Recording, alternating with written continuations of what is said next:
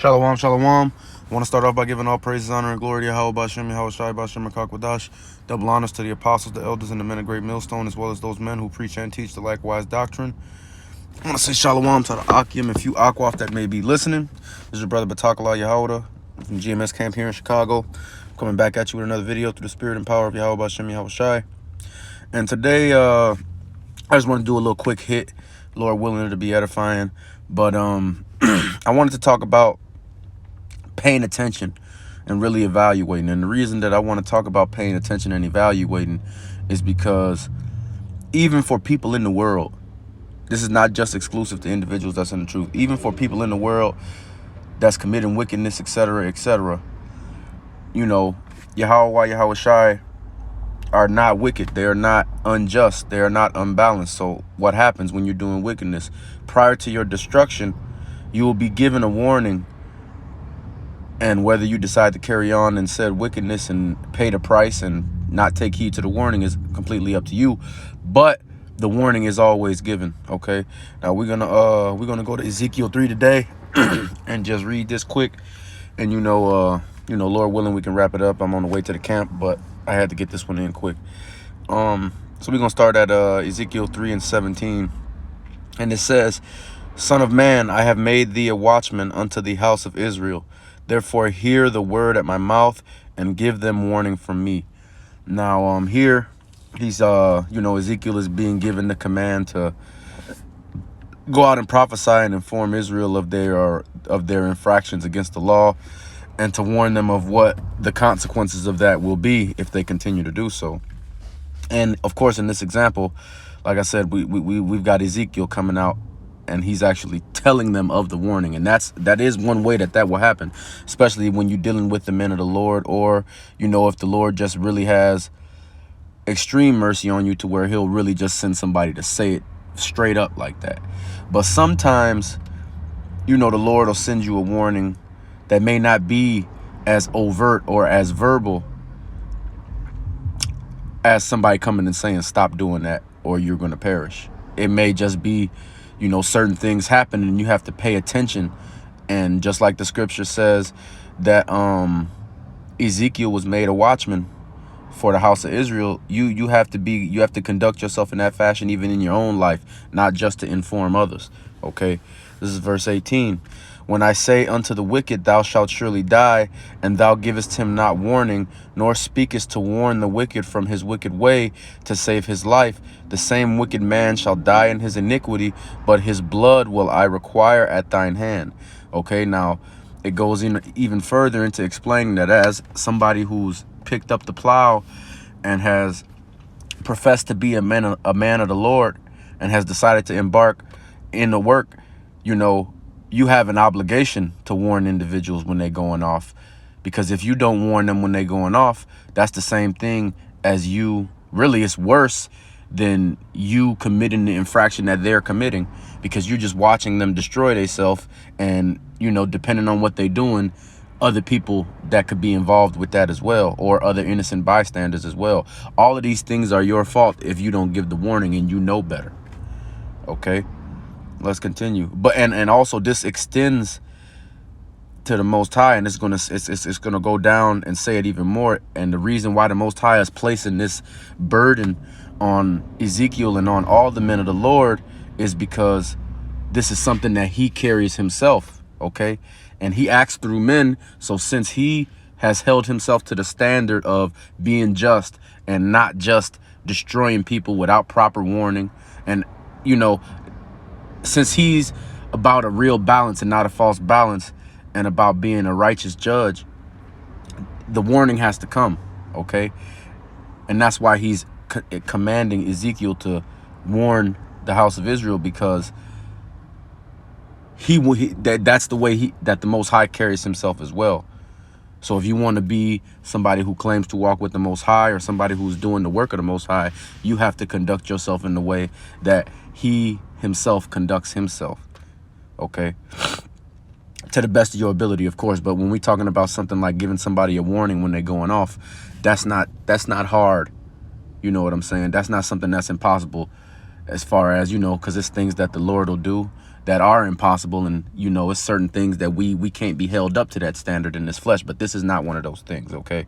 This is verse 19. Yet if thou warn the wicked, and he turn not from his wickedness, nor from his wicked way, he shall die in his iniquity, but thou hast delivered thy soul. Okay, so once you give the warning, your name is cleared. Once the Most High, even if it's not somebody physically that comes and warns you, as far as it's a man of the Lord warning you, if the Most High places something in your life that lets you know maybe I shouldn't keep doing what I'm doing, it's up to you to take that into consideration. Now, after the warning has been given, it's all on the person that's committing the infraction now to either keep doing it or to make the adjustment so that they don't have to deal with the punishment that comes with it. All right. Verse 20. Again, when a righteous man doth turn from his righteousness and commit iniquity, and I lay a stumbling block before him, he shall die. Because thou hast not given him warning, he shall die in his sin, and his righteousness which he hath done shall not be remembered, but his blood I will require at thine hand. Okay? And you know, it's going into greater detail to where even if a man is a righteous man and he's doing what he's supposed to do, and then the Lord puts an obstacle in between him and being righteous, and the man goes and ends up stumbling over the stumbling block, but you as a fellow righteous man saw the stumbling block, and maybe that brother didn't recognize it the way he was supposed to, or maybe that brother was too invested in emotionalism and too in his feelings at that moment to realize what was happening, but you did, and you didn't say nothing. Guess what? Not only is this brother going to die for going off, but all the righteousness that he did is not going to be remembered, because he's going to be remembered for what he died for, which was wickedness. And you're going to have to carry that burden and shoulder that burden too, because you saw it coming and you didn't tell him. All right. Verse 21. Nevertheless, if thou warn the righteous man that the righteous sin not, and he doth not sin, he shall surely live, because he is warned, and thou hast delivered thy soul. Okay. And that's telling you the reward. All right. If you warn a brother and you give a brother counsel, and he ends up making the adjustment, whether he was going off in ignorance or going off on purpose, or if he just didn't care, if you give the counsel and the brother ends up taking heed to your counsel and making the adjustment, now you're going to receive credit for saving that brother and keeping that brother on track. Okay. And that's a very big deal, and that's a very big reward. And even in the story or the parable where the three brothers had the talents, and Yahushua gave them their talents, and one brother increased his to 10, I believe. One brother increased his to 5, and then there was one brother that buried his and didn't increase his and just had 1. And you know, the 2 brothers that increased theirs to 10 and 5 respectfully got rewarded when the judgment day came. But the individual who didn't increase his, he had to deal with the consequences for not increasing his. And the reason that I bring that up is because that's a metaphor for somebody being given the truth or being given the way to live righteously, and then not going out and warning other people that they need to be doing that as well. They deciding that they're going to keep that information to themselves, and they're not going to help nobody. And that's a very, you will have to pay a very heavy toll if you do that. Okay. And the reason why I'm talking about this lesson is because something transpired in my life last night. And as far as like committing wickedness, to my knowledge, I didn't do nothing wickedly to this person. I wasn't carrying myself in a wicked fashion, but I don't know how this person is living her life outside of when she around me. Okay. And you know, a lot of times these women, they're not going to tell you the whole story. They're going to give you scenes from the movie. They're not going to give you the motion picture in totality. Okay, so I don't know what this woman got going on in her life. And even if she didn't have something going on in her life, guess what? She still is bad news for me, because the warning was given. Okay, and if I was in my emotions, and if I just got upset and didn't take heed to the warning, I'd have went and fall down into the pit of destruction because of that. Okay, so we really got to be careful, and we got to pay attention to what's going on, and we got to take heed to everything that's happening around us. Okay, it might not always be somebody coming and physically telling you not to do this, man, but you will be given a warning, because the Most High, as it says here in this Ezekiel 3, would be unjust if you weren't. The Most High, or anybody who knew you was going off, would be unjust if the warning wasn't given. Okay, So take heed to everything that's happening in your life, man. Pay attention to the warnings and constantly reevaluate what you're doing, man. And this is to me first and foremost, man. We got to be getting better every day. We so far from where we need to be as far as, at least in my case, to be acceptable to the Lord, okay?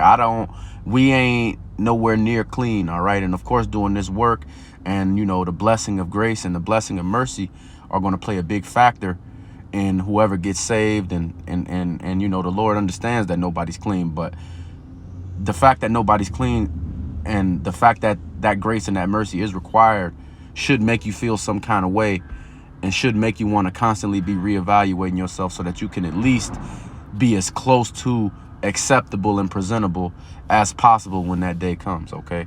But you know, Lord willing, this lesson was edifying.